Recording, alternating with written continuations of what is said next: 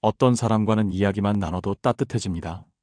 반면 어떤 사람 앞에서는 자꾸만 마음이 굳어갑니다. 말투 때문일까요? 내용 때문일까요? 철학자들은 말보다 앞서야 할 무언가가 있다고 말합니다. 구독과 좋아요로 응원해 주시면 힘이 납니다. 당신은 대화할 때 무슨 생각부터 떠올리시나요? 무엇을 말할지, 어떻게 말할지를 먼저 떠올리셨다면 철학자들은 고개를 조금 갸웃할지도 모릅니다. 스토아의 철학자들은 말합니다. 좋은 말은 입에서 나오기 전에 마음에서 먼저 길러야 한다고요. 사람들은 종종 대화를 전투처럼 여깁니다. 누가 더 설득력 있게 말하는지, 누가 더 유식한지를 겨루는 자리처럼 느껴지지요. 하지만 그런 대화는 상대를 끌어당기지 못합니다. 오히려 벽만 더 높아지기 쉽습니다. 마음을 움직이는 대화는 전략이 아닙니다. 기술보다 태도입니다. 그 사람을 진심으로 알고 싶다는 마음, 이해하고 싶다는 따뜻한 의도가 먼저 전해져야 그제야 상대도 마음을 열기 시작합니다. 아리스토텔레스는 인간을 사회적 동물이라고 했습니다. 우리는 관계를 맺고 말을 주고받는 존재입니다. 하지만 중요한 건 얼마나 많이 말했느냐가 아니라 그 말로 누군가를 어떻게 느끼게 했느냐입니다. 노자는 침묵 속의 울림을 더 강하게 여겼습니다. 그가 말한 무의는 아무것도 하지 않는 게 아니라 억지로 끌어내거나 강요하지 않는 태도입니다. 마치 바람이 지나가듯 상대의 자리를 존중하며 머무는 대화가 더 깊이 스며듭니다. 대화의 진짜 시작은 상대가 당신과 말하고 싶은 사람인가? 라는 질문에서 시작됩니다. 내가 이 사람을 통제하려는가 아니면 이해하려는가? 이 질문 하나로 말의 결이 달라집니다. 당신이 말할 때보다 들을 때 상대의 표정이 더 부드러워진다면 당신은 이미 좋은 대화를 이끌고 있는 겁니다. 사람은 자신의 이야기를 들어주는 사람에게 끌립니다. 아무리 조용해도 진심이 담긴 고개 끄덕임은 10마디 말보다 깊게 울립니다. 그래서 당신은 물어야 합니다. 지금 내가 이 말을 꺼내는 이유는 상대를 알기 위해서인가? 나를 드러내기 위해서인가? 어떤 사람과는 처음부터 편안하게 말이 이어지고 어떤 사람과는 몇 마디만 나눠도 마음이 다치는 경험. 당신도 해보셨지요? 철학자들은 이 차이가 말솜씨나 외향성 때문이 아니라고 말합니다. 그보다 더 깊은 곳, 바로 존중이라는 감각에서 비롯된다고 말합니다. 칸트는 인간을 목적 그 자체로 대하라고 했습니다. 이 말은 곧 누군가를 통해 어떤 이익이나 반응을 얻으려 하지 말고 그 사람의 존재 자체를 존귀하게 여겨야 한다는 뜻입니다. 대화에서도 마찬가지입니다. 상대를 내 의견에 끌어들이려는 도구로 삼는 순간 우리는 알게 모르게 그 사람을 수단화하고 맙니다. 그리고 상대는 아주 민감하게 그 기운을 감지합니다. 누군가 나를 온전히 한 사람으로 대하고 있는지 아니면 판단하고 해석하려는 대상으로 보고 있는지는 단 한마디 속에서도 느껴집니다. 사람은 말보다 기운에 더 민감한 존재입니다. 말로는 괜찮다고 하면서 표정과 눈빛, 말끝의 떨림이 싫다고 말하는 사람 앞에서 우리는 자꾸만 긴장하게 됩니다. 반면 말이 서툴러도 나를 있는 그대로 바라보는 눈을 마주할 때 우리는 경계심을 내려놓게 됩니다. 바로 이 순간 대화는 진짜가 됩니다. 니체는 이렇게 말했습니다. 말을 고르는 자보다 듣는 자가 세상을 더 오래 기억하게 만든다. 이는 곧 대화란 말을 잘하는 기술이 아니라 상대를 잘 느끼는 감각에서 시작된다는 뜻입니다. 사람의 말은 수시로 바뀌지만 사람의 감정은 결코 거짓말을 하지 않지요. 당신은 대화에서 상대의 말보다 마음을 먼저 듣고 계신가요? 당신의 말보다 당신의 태도, 눈빛, 고개 끄덕임, 침묵의 길이 속에 그 사람을 향한 진심이 담겨 있는가요? 노자는 말 많은 자는 신뢰를 잃고 말 적은 자는 깊이를 남긴다고 말했습니다. 오늘 당신이 건네는 말들 중 과연 몇 마디가 상대를 위한 것인지 혹은 내 불안을 감추기 위한 것인지를 조용히 성찰해 보아야 합니다. 대화란 나를 증명하는 무대가 아니라 상대를 이해하려는 작은 헌신입니다. 그 헌신이 느껴질 때 사람은 비로소 끌리고 머물게 됩니다. 당신은 대화 중 얼마나 자주 침묵을 허용하시나요? 우리는 흔히 말을 멈추면 어색해질까봐 침묵을 두려워하고 무언가를 채워 넣으려 했습니다. 하지만 철학자들은 침묵이야말로 대화의 숨결이라고 말합니다. 아리스토텔레스는 말했습니다. 좋은 대화는 음악과 같아서 음표 사이의 쉼표가 전체의 흐름을 완성한다. 말 없는 시간, 그 사이에야말로 진짜 감정과 생각이 떠오를 여백이 생깁니다. 침묵을 견딜 줄 아는 사람은 상대의 마음이 움직일 수 있도록 기다릴 줄 아는 사람입니다.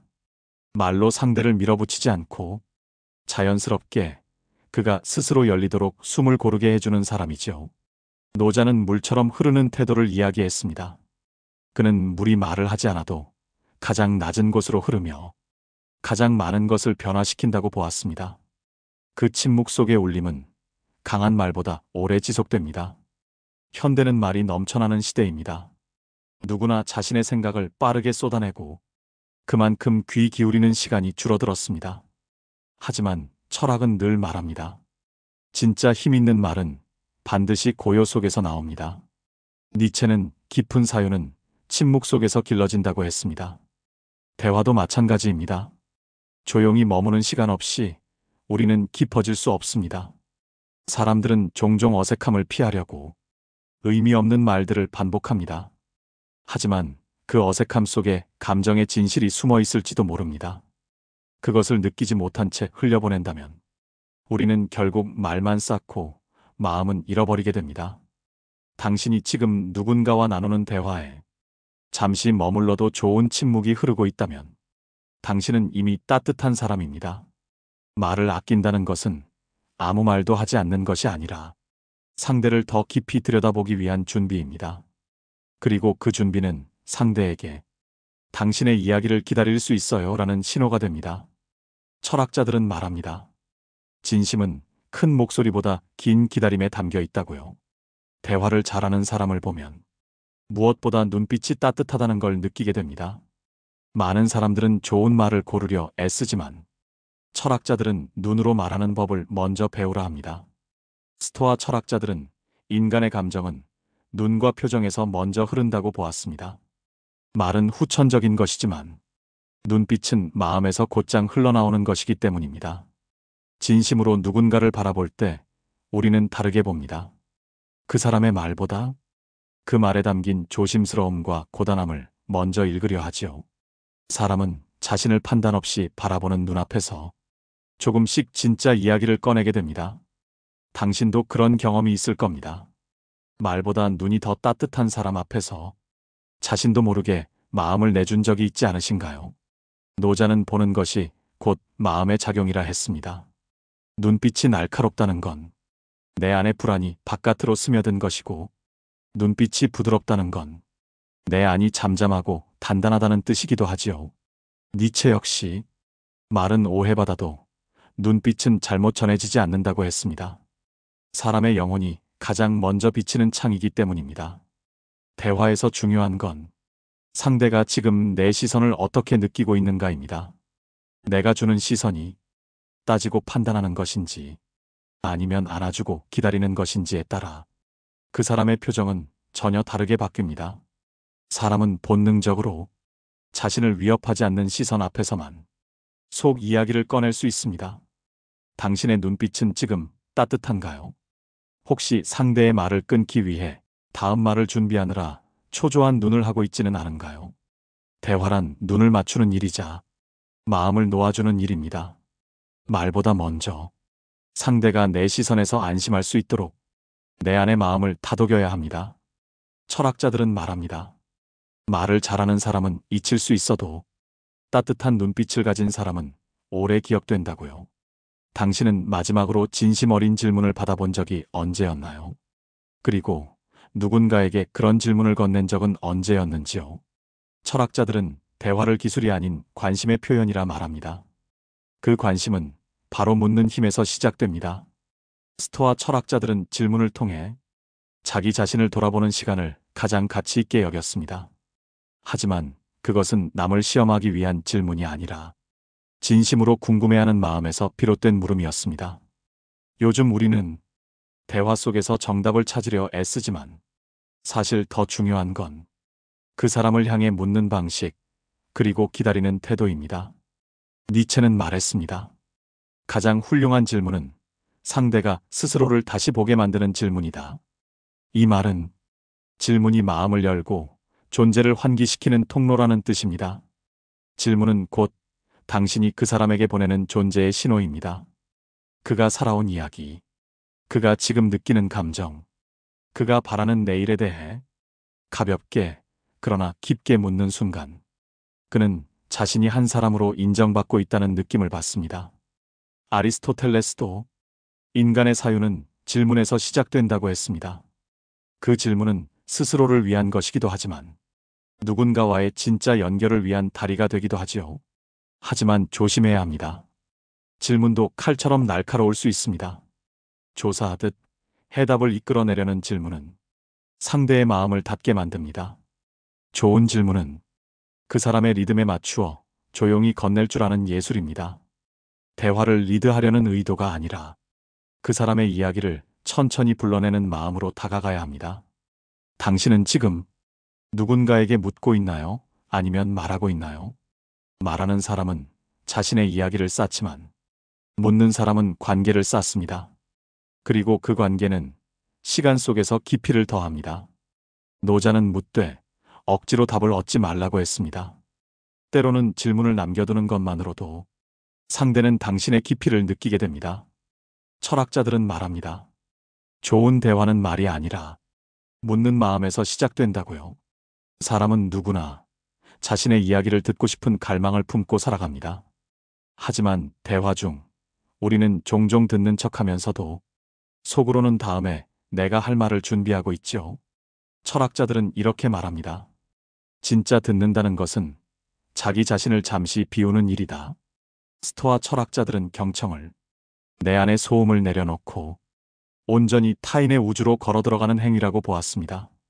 그 말은 곧 듣는다는 것은 단순한 청취가 아니라 존재의 수용이라는 뜻입니다. 누군가의 말에 귀를 기울인다는 것은 그 사람의 시간, 상처, 망설임, 꿈에 잠시 자리 내어주는 일입니다.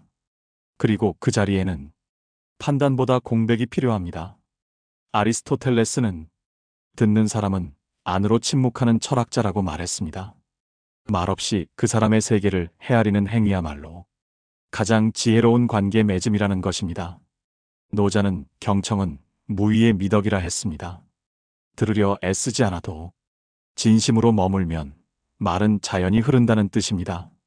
우리가 누군가의 이야기를 들을 때 고개를 끄덕이는 그 짧은 순간에도 진심이 담기면 말보다 더 깊은 위로가 됩니다. 니체는 말했습니다. 인간은 자신의 고통을 들어주는 귀 앞에서만 침묵할 수 있다. 고통이 고요해질 수 있는 단 하나의 조건은 누군가의 온전한 귀, 온전한 관심이라는 말이죠. 하지만 진짜로 듣는다는 건 때로는 아프고 불편한 감정을 함께 감당해야 하는 일입니다. 그래서 많은 사람들은 그 무게를 피하려 하고 말로 덮어버리려 합니다. 그러나 철학자들은 말합니다. 당신이 그 무게를 같이 들 수 있을 때 비로소 그 사람은 마음의 짐을 내려놓을 수 있다고요. 당신의 말이 다 맞지 않아도 괜찮습니다. 당신이 다 이해하지 못해도 괜찮습니다. 하지만 당신이 진심으로 들어주려는 마음을 보인다면 그 순간 그 사람은 외롭지 않을 수 있습니다. 대화란 결국 누군가의 고요한 자리에 나도 조용히 앉아보는 일입니다.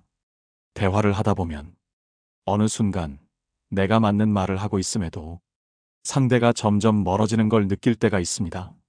그럴 때 철학자들은 이렇게 묻습니다.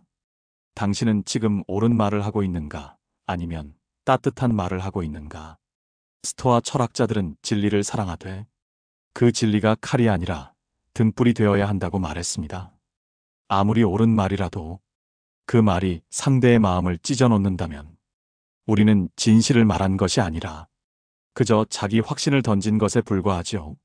사람은 진실보다 온기를 먼저 기억하는 존재입니다.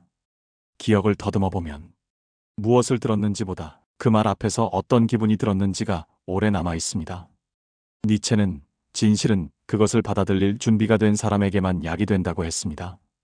아무리 좋은 말도 상대의 마음이 닫힌 채로 들을 준비가 되어 있지 않다면 그 말은 벽처럼 튕겨나갑니다. 말에는 타이밍이 있습니다. 그리고 그 타이밍은 상대의 감정에 따라 결정됩니다. 노자는 물처럼 말하라고 했습니다. 물은 자신이 맞다고 소리치지 않습니다. 그러나 가장 단단한 돌도 서서히 변화시키지요. 말도 그러해야 합니다. 부드럽되 단단하게, 흐르되 흔들리지 않게. 당신은 지금 상대를 설득하려고 말하고 있나요? 아니면 그 사람의 마음에 조용히 스며들고자 하고 있나요? 좋은 대화는 상대를 내 생각에 끌어들이는 기술이 아니라 그 사람의 시선에 잠시 동행해보는 태도입니다. 당신이 지금 옳은 말을 한다고 해도 그 말이 당신은 틀렸다는 느낌을 준다면 그 순간 대화는 단절됩니다. 아리스토텔레스는 덕이란 말의 내용뿐 아니라 그 말의 방식에서도 드러난다고 했습니다. 즉, 같은 말이라도 그것을 어떻게 말하느냐에 따라 덕이 되기도 하고 상처가 되기도 한다는 말이죠. 따뜻한 말은 모난 말을 둥글게 만들고 낯선 마음을 가까이 이끕니다. 누군가와 깊이 있는 대화를 나누고 나면 묘하게도 마음이 정돈되는 것을 느끼게 됩니다. 그 대화는 무언가를 해결해 주지 않았어도 그저 함께 머물러 주었다는 사실만으로 위로가 되지요. 철학자들은 말합니다. 말은 바람처럼 사라지지만 존재는 남는다고요. 스토아 철학자들은 관계에서 가장 중요한 것은 해결이 아니라 함께 있음의 태도라고 보았습니다. 우리는 누군가가 옆에 있다는 사실만으로 이미 삶의 고단함을 견딜 힘을 얻곤 합니다. 노자는 강한 자가 모든 걸 해결하려 들지 않고 물처럼 옆에 조용히 머무는 이라고 말했습니다. 그 물은 다그치지 않고 서두르지 않으며 흘러가는 대로 함께 흐릅니다. 그것이 바로 진짜 대화의 기운입니다. 말로써 상대를 변화시키려는 시도보다 그저 마음을 비우고 함께 있어주는 자세가 더 깊은 변화를 만들어내지요. 니체도 관계에서 중요한 건 상대의 고통을 해결해주는 사람이 아니라 그 고통 앞에 도망치지 않고 함께 있어주는 사람이라 했습니다. 우리는 종종 누군가 힘들다고 말하면 무언가를 해줘야 할 것 같은 부담을 느낍니다. 하지만 철학은 말합니다. 해결보다 더 큰 힘은 그 곁을 지켜주는 일이라고요. 아리스토텔레스는 인간을 공감하는 존재로 보았습니다. 이 공감은 단순히 안타까워하는 마음이 아니라 상대의 감정 속에 나를 놓아보는 깊은 경험입니다. 말이 부족해도 괜찮습니다. 조용히 고개를 끄덕이는 일, 함께 긴 침묵을 감내하는 일, 그것만으로도 우리는 서로를 지탱할 수 있습니다. 대화는 말로 무언가를 성취하는 일이 아니라 함께 흔들리는 법을 배우는 과정입니다. 그 흔들림 속에서 사람은 서로를 향해 조금 더 기울어지게 됩니다. 당신이 누군가의 마음 옆에 잠시 앉아 있었던 시간, 그 자체가 이미 큰 위로가 되었을 수 있습니다. 철학자들은 말합니다. 말을 줄이고 존재를 늘리라고요.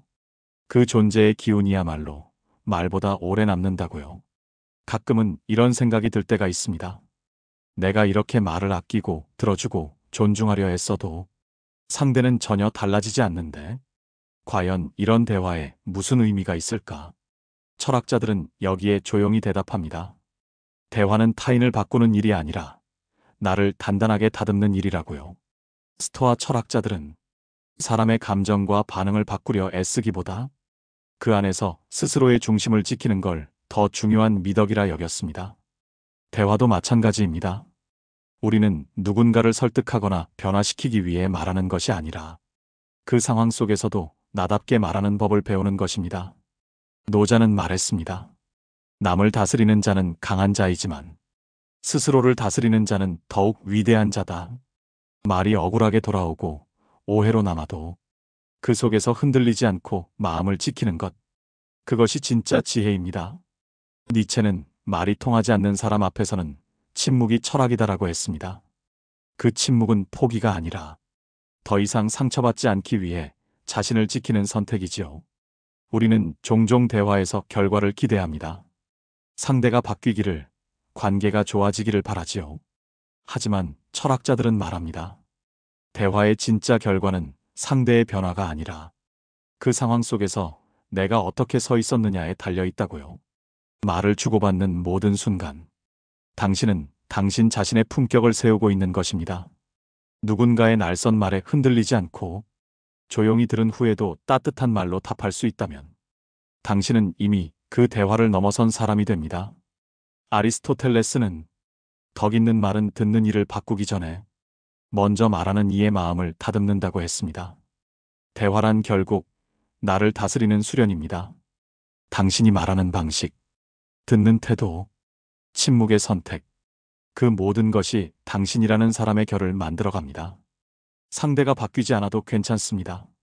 그 상황을 대하는 당신의 모습이 바뀌었다면 그것이야말로 철학이 말하는 진짜 대화의 힘입니다. 대화를 돌이켜보면 결국 가장 오래 남는 건 말의 내용이 아니라 그 사람이 내게 어떤 마음으로 다가왔느냐는 기억입니다. 철학자들은 대화를 지식을 나누는 도구가 아니라 마음을 전하는 살아있는 예술이라 말합니다. 스토아 철학자들은 말했습니다. 사람은 마음을 주고받을 때 가장 인간다워진다.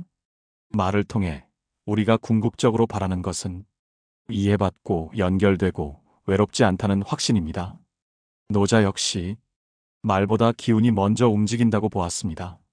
무엇을 말했는가 보다 그 말이 나올 때 그 사람의 내면이 어떤 상태였는가가 상대에게 더 정확히 전해지는 법이지요. 당신이 아무리 조리 있게 말해도 그 말이 불안과 불신에서 나온 것이라면 상대는 그 진동을 그대로 느끼게 됩니다. 반대로 말이 서툴러도 그 말이 따뜻하고 조용한 마음에서 흘러나왔다면 그 순간은 오래도록 사람의 가슴에 남습니다. 니체는 인간은 언어보다 감흥을 먼저 느끼는 존재라고 했습니다. 그 감흥은 바로 말투, 호흡, 말의 여백, 그리고 말하지 않은 진심에서 비롯됩니다. 아리스토텔레스는 대화는 배움의 장이자 마음의 거울이라 했습니다. 우리가 누군가와 나눈 말은 결국 우리 자신을 드러내는 방식이기 때문입니다. 대화를 통해 당신이 지금 어떤 사람이 되고 있는지, 그 사람과 어떤 결로 연결되고 있는지 조용히 비추어 보아야 합니다. 당신은 말로 상대를 사로잡으려 하기보다 마음으로 머무는 사람이었나요? 대화의 진짜 목적은 서로를 설명하는 게 아니라 서로를 함께 느껴주는 일입니다. 철학자들은 말합니다. 대화를 두려워하지 말되 말로 모든 걸 해결하려 하지도 말라고요. 그저 당신이 따뜻한 사람이라면 그 말은 언젠가 말없이도 전해질 것입니다. 이 영상이 마음에 닿았다면 좋아요와 구독은 다음 영상을 준비하는데 큰 힘이 됩니다. 오늘 하루 자신에게 가장 따뜻한 사람이 되어주시길 바랍니다. 감사합니다. 인생지혜였습니다.